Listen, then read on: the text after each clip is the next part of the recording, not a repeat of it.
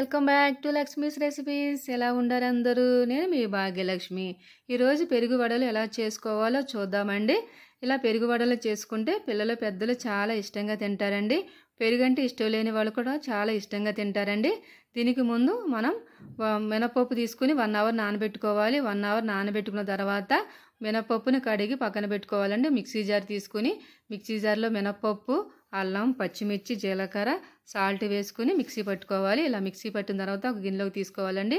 మనం పెరుగు కూడా ఒక గిన్నెలోకి తీసుకోవాలి. పెరుగు నేను 1/2 కప్ తీసుకున్నానండి. ఇట్లా 1/2 కప్ పెరుగులోకి నేను ఇప్పుడు సరిపడినంత కారం కూడా యాడ్ చేస్తున్నాను. ఇట్లా సరిపడినంత కారం అండ్ పసుపు అండి. పసుపు తర్వాత టేస్ట్కి సరిపడినంత నేను సాల్ట్ కూడా యాడ్ చేసుకోవాలి. ఇట్లా యాడ్ చేసుకున్న తర్వాత సన్నగా కట్ చేసుకున్న పచ్చిమిర్చి, సన్నగా కట్ చేసుకున్న మనం ఆనియన్స్ కూడా ఇందులో వేసుకోవాలి. వేసుకున్న తర్వాత వీటిలన్నిటిని మనం గరిటతో కలుపుకోవాలండి. కలిపి పక్కన పెట్టుకోవాలి.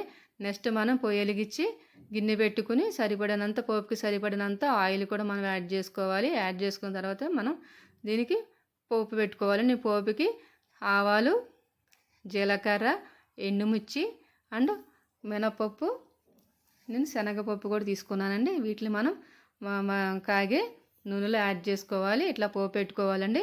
ఇట్లా పోపు పెట్టిన తర్వాత మన నెక్స్ట్ మరి ఒక పొయ్యి వెలిగించి మనం కడాయి పెట్టుకొని ఆయిల్ వేసుకోవాలి. ఆయిల్ వేసుకున్న తర్వాత ముందుగా మనం వడల పిండి రెడీ చేసి పెట్టుకున్నాం కదండి.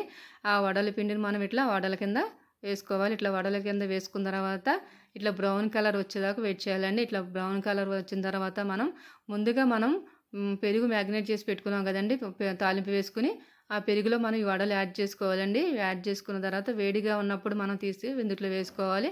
ఇట్లా వేసుకోవడం వల్ల ఏమవుతుందంటే ఈ పెరుగు వడలోకి వెంటనే అబ్జర్వ్ చేసుకుని ఈ వడలు చాలా స్మూత్గా ఉంటాయండి.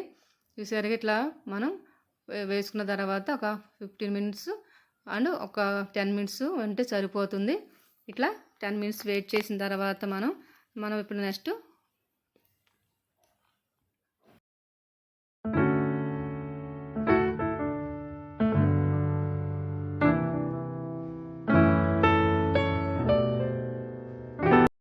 చూశారు కదండి, మనకు పెరుగు వడలు రెడీ అయిపోయినాయి.